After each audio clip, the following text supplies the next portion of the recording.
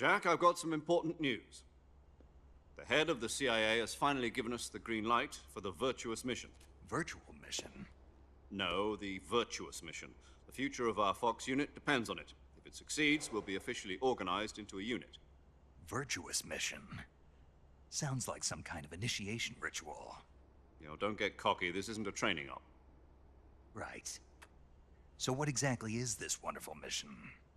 Well, about 2 years ago, a certain Soviet scientist requested asylum in the West through one of our moles. His name is Nikolai Stepanovich Sokolov. He's head of the OKB 754 Design Bureau, one of the Soviets' top-secret weapon research facilities, and the East's foremost expert on weapons development. Sokolov? Isn't he that famous rocket scientist? The very same. On April 12th, 1961, the Soviets achieved the first manned spaceflight in history.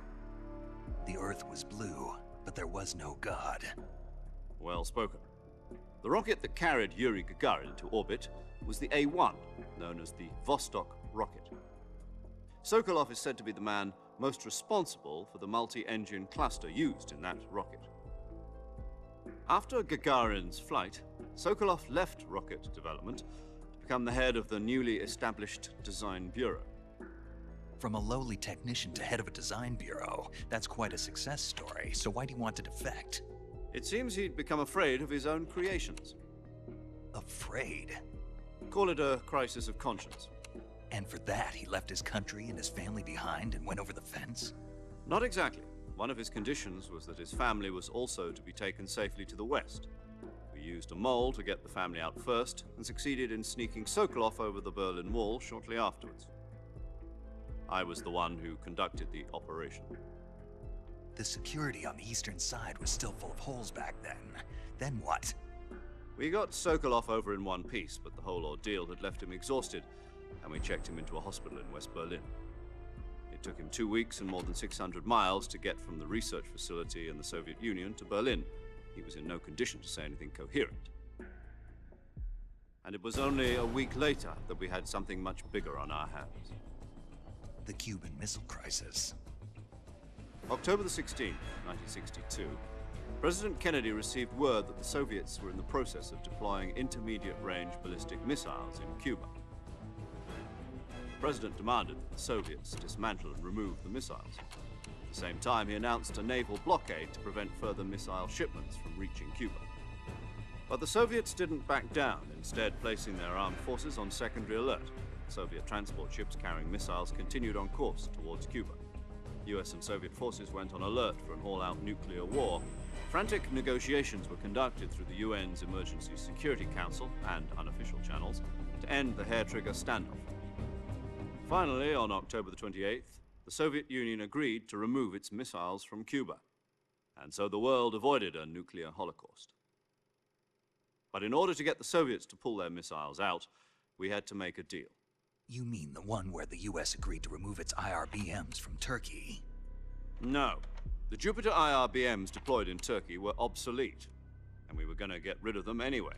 They had no strategic value whatsoever to either the US or the Russians. The Turkey deal was a ruse, a cover story that was fed to the other intelligence agencies around the world. So what did the Russians really want? Sokolov. They wanted us to return Sokolov. You mean the Soviets pulled out of Cuba just to get their hands on Sokolov? That's right. What the hell was he working on? At the time, we had no idea. We were running out of time. It was either give up Sokolov or risk full-scale nuclear war. In the end, we had no choice. President Kennedy gave in to Khrushchev's demand. The next day, I got Sokolov out of the hospital, handing him over to agents on the eastern side. Sokolov kept on screaming, "Save me," until he disappeared from my sight.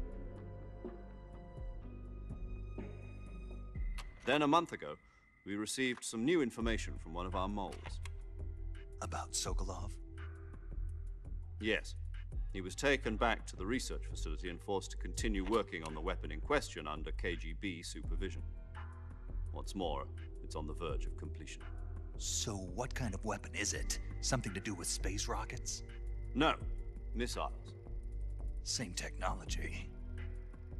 I guess you're right. We don't know the details, but it appears to be a new kind of nuclear device. For half a year now, the Soviets have been conducting frequent nuclear tests at Semipalatinsk. Something to do with the weapon, I assume. We're talking about a secret weapon so big that Khrushchev was ready to pull out of Cuba to get it back. Is Sokolov still in the facility? No. According to our intelligence, he's in Selino-Yarsk, a place in the mountains about 3 miles to the west that's known as the Virgin Cliffs. The Virgin Cliffs. Nice name for a virtuous mission. They moved him there just recently. Why? Apparently, they're conducting a field test of the weapon, but it's our best chance to get him back. This mission would never have been possible if he was still in the research facility. This is our last chance. Sokolov must have known that too when he contacted us.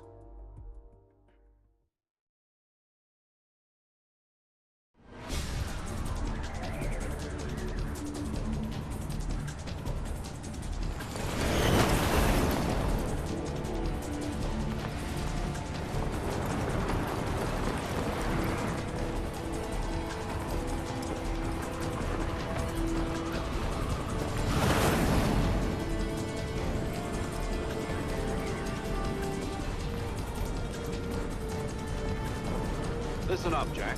Your mission is to infiltrate Selino-Yarsk in the Soviet mountains, ensure the safety of Sokolov, and bring him back to the West.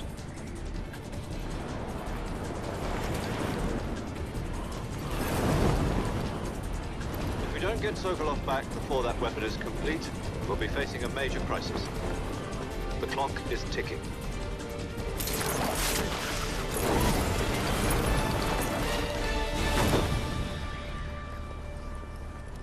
Once we've confirmed the rescue of Sokolov, stand by at the recovery point.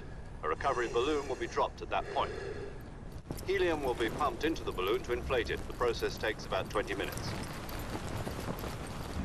Once it's complete, the gunship's arm will latch onto the balloon and pull it up. The Fulton surface-to-air recovery system. I'm familiar with the theory. Take it easy. It's been combat-proven.